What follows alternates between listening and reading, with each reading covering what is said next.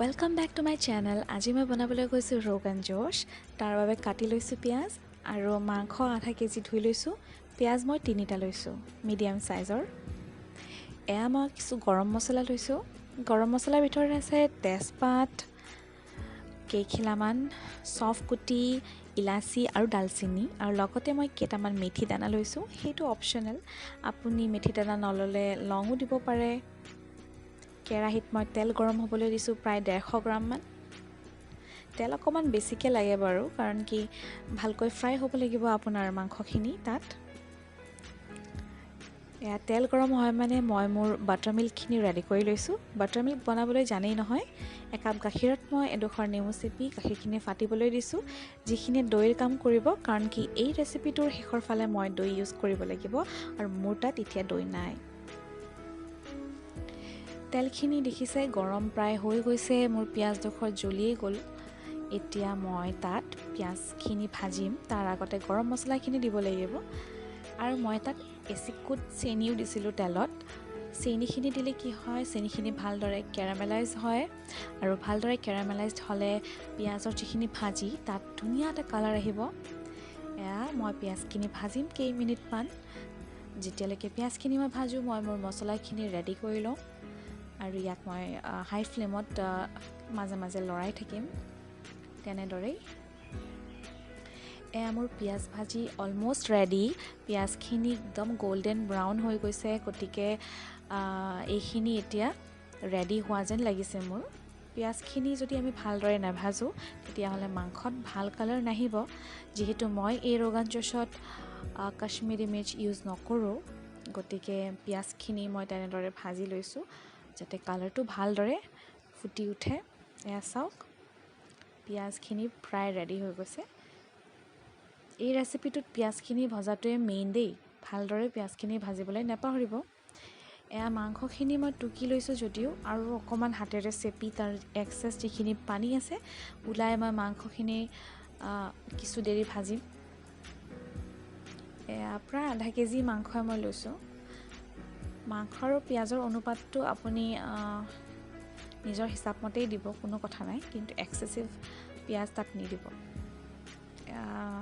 মাংসখিনি সুন্দৰভাৱে ভাজি ল'ম মই লাহে লাহে।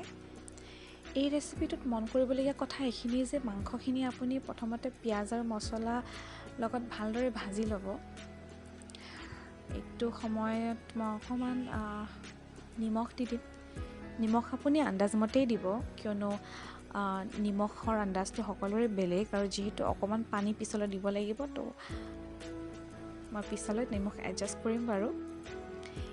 এতিয়া মই হালধি এইখিনিত এতিয়াই নিদিওঁ, অকণমান ভাজিবলৈ দিম, তাৰপাছতহে হালধি দিম, কিয়নো হালধি দিলে তলিত লাগি যোৱা চান্স এটা থাকে।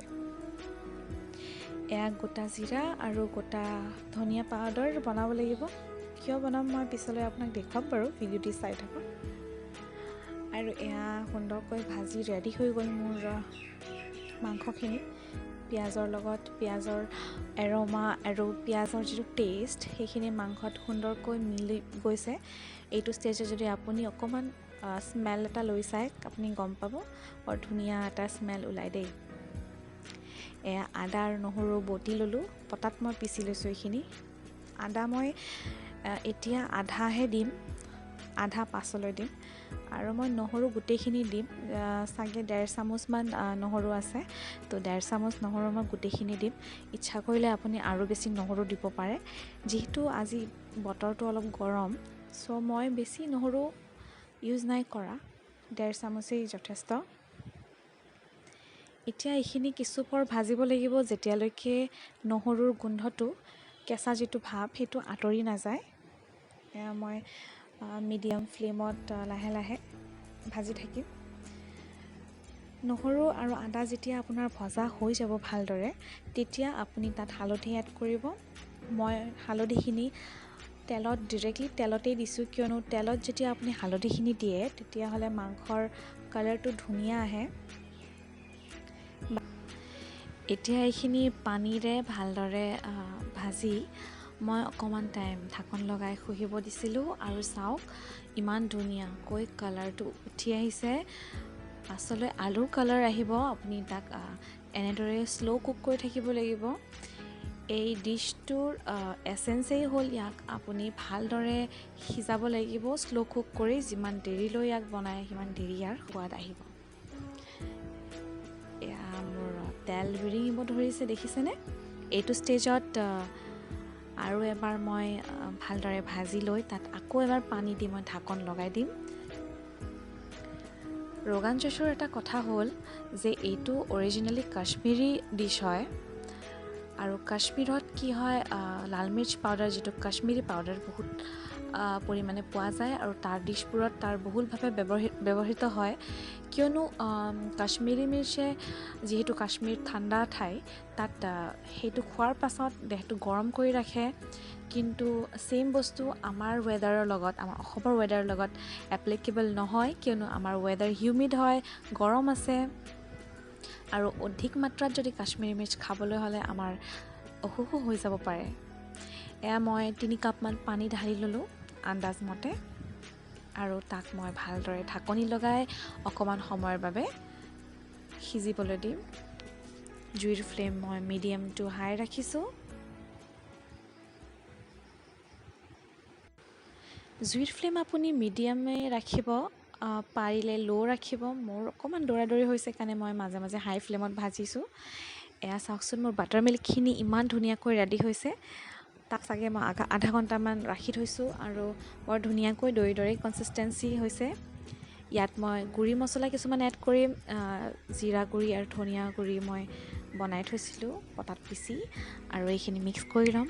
ট্ৰেডিশ্যনেলি ইয়াত কি হয়, কাশ্মীৰী যিটো ৰঙা পাউডাৰ, মিৰ্চ পাউডাৰ, সেইটো ইউজ কৰা হয়, কিন্তু মই সেইটো ইয়াতে নাই ইউজ কৰা।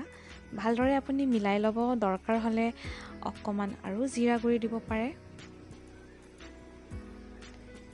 ঢাকোন আঁতৰাই আপুনি মাজে মাজে চেক কৰিব আপোনাৰ মাংসখিনি কিমান দূৰ পানী শুহিছে, আৰু যদি অকণমান পানী কমা যেন পায় তাক ভালদৰে আপুনি হেতাৰে হিলাই দিব।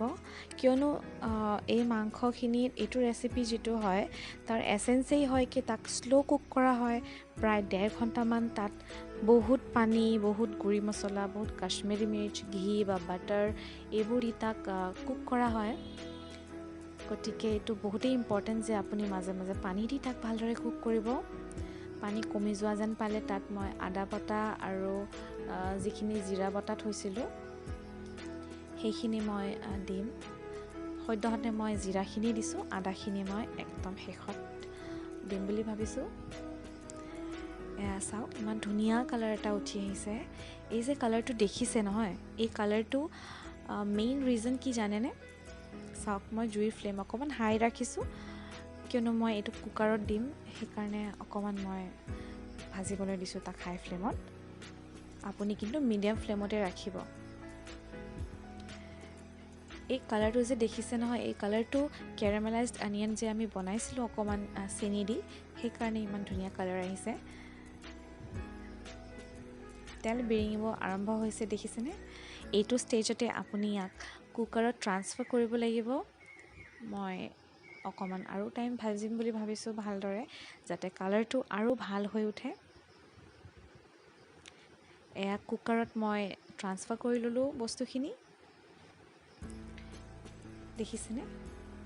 আৰু কেৰাহীটোতেই মই 3 কাপমান পানী ঢালি তাত ৰৈ যোৱা আদাখিনি দি উতলিবলৈ দি 4-5টামান চিটি মাৰি লৈছোঁ। এয়া দেখিছেনে, 5টামান হুইচেল মৰাৰ পিছত ইমান ধুনীয়া কালাৰ আহিছে। ৰোগান জোছৰ মাংসখিনি অকণমান সিজিব লাগে বেছিকৈ, যাতে মাংসত মছলাবোৰ ধুনীয়াকৈ সোমাই যায়। এয়া চাওক, ইমান ধুনীয়া কালাৰ আহিছে উইদাউট এনি কাশ্মীৰী মিৰ্চ। আপুনি আৰু এটা কাম বাকী আছে এতিয়া। এয়া যে মই আদা বটা অকণমান আৰু থৈছিলোঁ নহয়, জিৰা বটা, চৰি, সেয়া মই দি দিম। আদাখিনি মই পানীৰ লগতে দি দিছিলোঁ, আৰু সোৱাদৰ বাবে মই জ্বলা অকণমান এড কৰি মই ঘৰৰে কেঁচা জলকীয়া বটি লৈছোঁ পটাত। এই জলকীয়াখিনি আপুনি ভাজি থাকোঁতেও দিব পাৰে, কিন্তু মই নাই দিয়া কিবা এটা বিশেষ কাৰণত। আৰু শেষত আপুনি দৈখিনি দি দিব, যিখিনি বাটাৰ মিল্ক। বাটাৰ মিল্কৰ সলনি যদি দৈ ঘৰত আছে সেয়াও দিব পাৰে। ভালদৰে হিলাই আপুনি তাক ঢাকন লগাই কিছু পৰ সিজিব দিব। এয়া চাওক কিছু পৰ সিজাৰ পাছত ইমান ধুনীয়া কালাৰ আহিছে। পানীখিনি অকণমান যেতিয়া কমি যাব তেতিয়াহ'লে আপুনি তাক নমাই পৰিৱেশন কৰিব পাৰিব। এই ৰোগান জোছ এতিয়া ৰেডি হৈ গ'ল। মই আদা কুটি তাক গাৰ্নিছ কৰি লৈছোঁ আৰু এই ৰোগান জোছ আপুনি ৰুটি বা ভাতৰ লগত পৰিৱেশন কৰিব পাৰে। এয়া চাওক, এই ৰেচিপিটো ঘৰত নিশ্চয় ট্ৰাই কৰিব।